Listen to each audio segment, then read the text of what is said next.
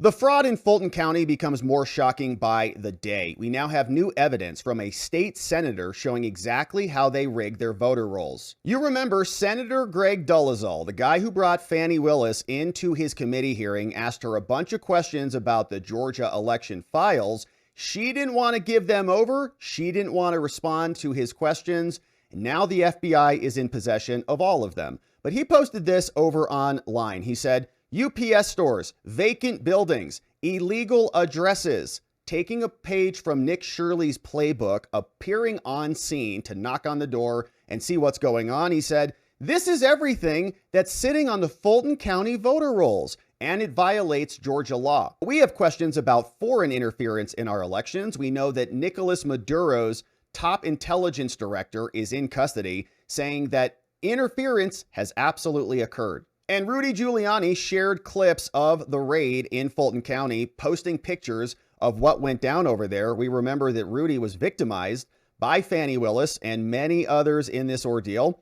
And in this picture, we see a bunch of folks out there with a bunch of vehicles, all loading up the files. Here's another photo, multiple vehicles in unison, pulling up on scene, packing those trucks. And they're big trucks, lots of files that need to be reviewed. But while there is certainly fraud within those files and within those trucks, we also know that the entire process of even registering to vote in Georgia can be problematic because people can just put their residence, the place where they live that makes them eligible to vote, wherever they want. And apparently nobody checks it. Here is the senator outside of a UPS store explaining exactly what's going on. All right, y'all. Yesterday, I made a serious allegation on the floor of the Georgia State Senate that Fulton County's voter rolls have been, and continue to be a complete mess. And today we're going to bring you the receipts. Currently, in the state of Georgia, it is illegal to be registered to vote from anywhere other than your primary residence. Can't register to vote at UPS stores, can't register to vote at homeless shelters, can't register to vote under an overpass. But today, and this is as of the January 5th Fulton County voter rolls, about 70 people are registered to vote right here. We're going to bring you a couple more locations to show you that this is not an anomaly. Fulton County has got to get their act together. All right, y'all, this is 850 Oak Street in Fulton County, and there are 19 people registered to vote at this abandoned house. And so, again, this is on the Fulton County Registrar. They've got to clean up their voting rolls. This is not a new problem. And remember, back in 2020, absentee ballot request forms were sent to every single registered voter, including at locations just like this. Whether you want it or not, all right, so we are 1445 Woodmont Lane, physicaladdress.com, 138 people registered to vote. But I've got a treat for you. This is Jason Frazier. Jason, come on in the frame here. Jason is the guy that's done all of the heavy lifting on this. He and David Kate are the two folks that brought this to my attention.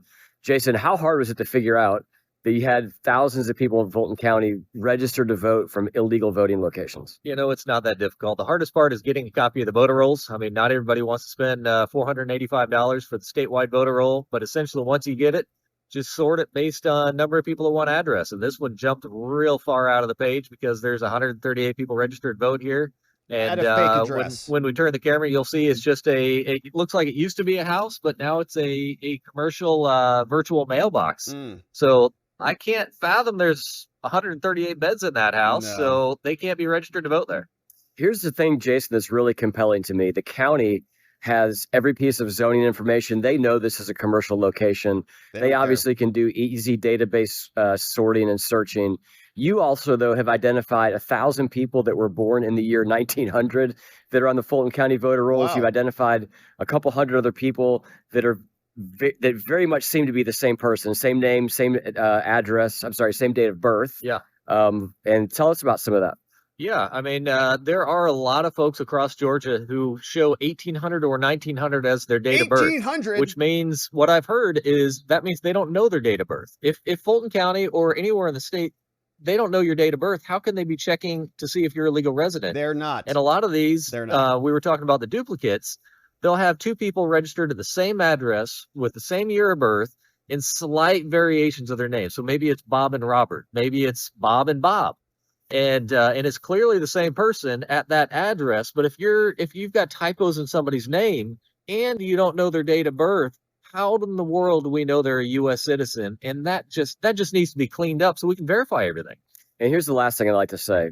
The fact that people like Jason and David and, a number of other people from Derek Somerville to Mark Davis to Philip Davis have had to do this kind of work on their own is frankly absurd. The Fulton County Registrar, this is their job. Should be. They are the ones that are supposed to keep the voter rolls clean. And like I've said before, and Fonnie Willis got mad when I said it, she did. It's always Fulton County.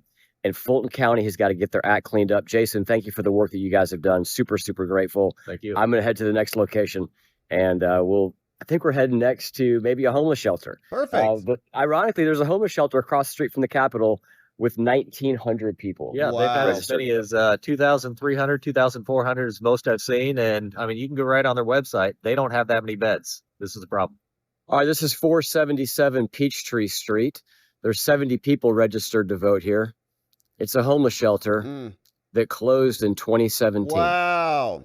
All right, y'all, here we are, 2625 Piedmont, another UPS store, 96 registered voters right here in direct violation of Georgia law. Not hard to find for us, apparently pretty hard to find for Fulton County. Yeah, they don't want to find it because those are their voters. And if you extrapolate this out, right, it's happening at UPS stores and homeless shelters to the tune of 100 or maybe 1,000 in some of the higher locations. The margin of victory in 2020 was about 11,000 votes. So you can easily see how quickly you can make those numbers up. And it's not just the fraud in the registration process, it's also in the counting process. And remember that Rudy, who was attacked relentlessly for trying to investigate fraud, said that they just got their hands on the 2020 ballots, and the deputy directors there, Tulsi, is everybody showing up to make sure this is done appropriately. Now, an FBI command center has also been set up, but remember, Biden won, allegedly, by only 11,779 votes, even though they admitted to certifying 315,000 fraudulent early votes that didn't have any signatures that validated them. Shared here today by the Anders Paul over on X. Some time ago, there was an email that looked like this, sent from this person called Derek McKay, July 16, 2020. And it went out to a bunch of the Fulton County, Georgia people. You see them all listed here. And they're talking about how they can access the machines remotely, which we were told was not allowed to happen. So Terrence is the recipient of this email. Someone says, hey, Terrence, I wanted to circle back to this support plan for technicians at the early voting sites. We have questions about whether this user, whether an elections.tech super user, can log into the laptop and just change whatever they want.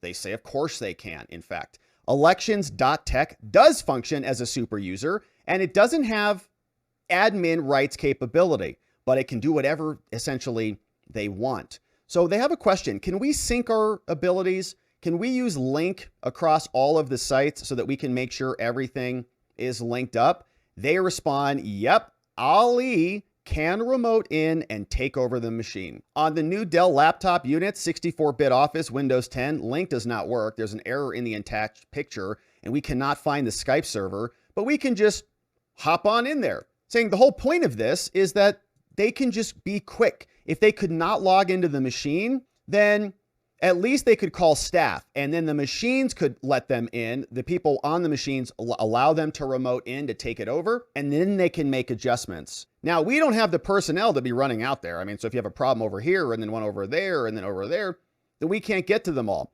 So just let's set it up so that we can remote in as super users and do whatever we want, which is a real concern when you don't have people validating the count. David Schaefer, of course, is over in Georgia, and he said, Fulton County has admitted to double scanning and double counting thousands of ballots in 2020. It has also acknowledged that 18,000 ballot images have also mysteriously disappeared. Only in Bizarro World would these be called a normal balloting process. And they are in meltdown mode over in Fulton County. How dare you touch our files? We did everything perfectly appropriately, although we know that is not true based on their own admissions. And why was Tulsi Gabbard there? Why was Tulsi Gabbard there? Well, the Director of National Intelligence and her office have now responded, explaining Director Gabbard recognizes that election security is essential for the integrity of our republic and our nation's security. That came from Olivia Coleman, a spokeswoman.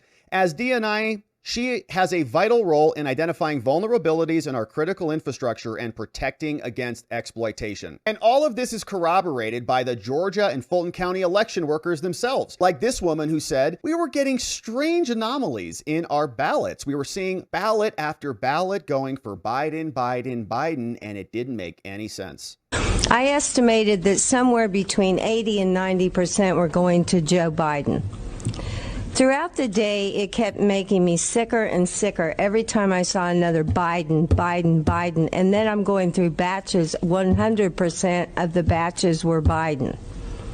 I find that statistically impossible. And it was because they were fake ballots, but they accepted them. Then they told all of us we were conspiracy theorists, and then they covered up the evidence. But now the FBI has their hands on them. Bridget Thorne, she's the Fulton County Commissioner, and she just says, we have been fighting so hard to prevent you from getting these records that are now in the FBI's possession, courtesy of a warrant by a federal judge, saying that they really did not want anybody to see them. Why is that? I have to say that we haven't been briefed yet by our county attorneys, but Fanny. We have spent millions of dollars in outside legal counsel to fight anybody from ever seeing the actual election materials, the actual ballots, since 2020. So there's been a lot of questions raised. They've admitted there's been a lot of issues with the election, but they've blocked it at every turn of anybody actually getting to see the physical ballots. I know. And they don't want them to see the ballots because they know what is going to be discovered. So Rudy Giuliani and others who are victimized now are waiting to see what comes next. This is pursuant to a criminal warrant. Will that lead to criminal charges? And what is the domino effect if we learn that the Georgia election was fraudulent? Now, let's talk about a topic that is at the very innermost core of the rearrangement of the economic and the political world order. You may have seen what's happening in the metals markets, and right now, copper is near its all-time highs.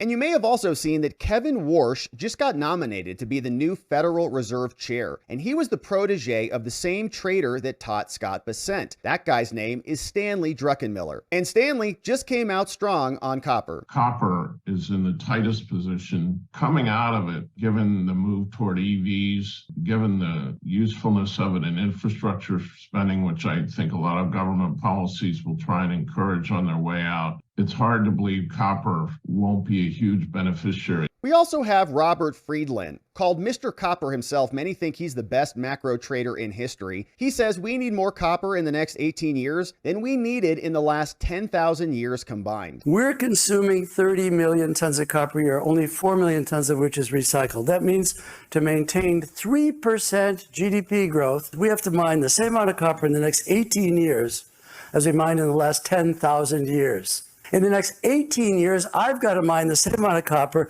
as we mined in the last 10,000 years without electrification, without data centers, without solar and wind and the greening of the world economy. And you may have heard of Chamath, one of the hosts on the All In podcast, made millions and billions in early Facebook. He just came out on his show saying that copper was his #1 trade in 2026. The asset that is set up to go absolutely parabolic is copper. And the reason is that it is the most useful, cheap, amenable, conductive material that we have. That material manifests in everything. So markets agree, copper is amazing, and the demand is also beyond belief, and that's a problem when supply is vanishing. Chile, the largest copper producer, is seeing production declines. And so some are worried that there's a copper shortage that is just a matter of time now, which is probably why copper is trading near all-time highs. From 1999 to 2023, 239 major copper discoveries occurred. Here's the problem though. Time to develop the mines has surged 40% to about 18 years. Around 90% of major discoveries still need about 10 years to reach their first production. The United States of America and China are battling over mineral supply chains and technological supremacy. Globalization stepped out of equilibrium, and you can now see just how both sides are looking and what strategies they're taking when it comes to copper. Trump uses tariffs and deregulation to begin the process of realigning mining and securing resources here on U.S. soil. Meanwhile, the CCP is using their near monopoly status, their scale, and their reserves all to their advantage. Bloomberg expects copper demand to reach 40 million tons by 2040.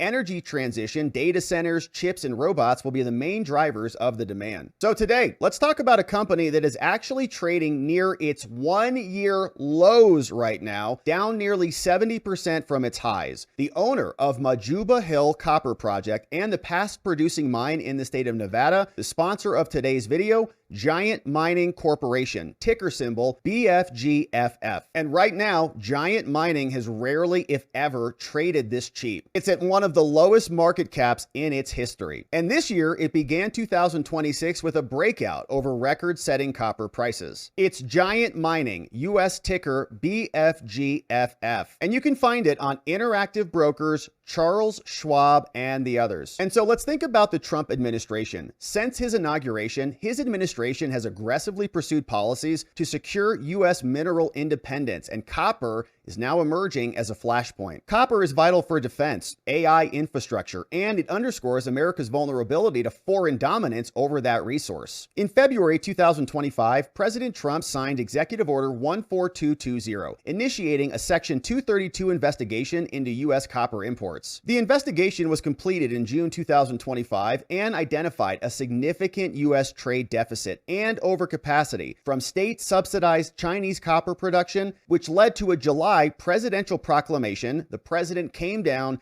imposed a 50% tariff on semi-finished copper products, which included wires and cables, all effective August 1, 2025. He's repeatedly said that there is no rational price for copper when the metal is essential. So effective August 1, 2025, the copper sector, in my view, entered a ground floor seismic level opportunity, marking the beginning of a transformative new phase for the entire industry. America needs mineral independence, and this might be a way to be a part of the rebirth of American copper. Giant Mining, ticker BFGFF, owns a past producing copper mine in Nevada, one of America's best and most cherished mining jurisdictions. Howard Lutnick said, "American industries depend on copper, and it should be made in America. No exemptions, no exceptions." Trump said, "Copper should be made in America. It's time for copper to come home." Historic underground mines at the Majuba Hill Project produced copper, tin, and silver from the early 1900s to the 1950s,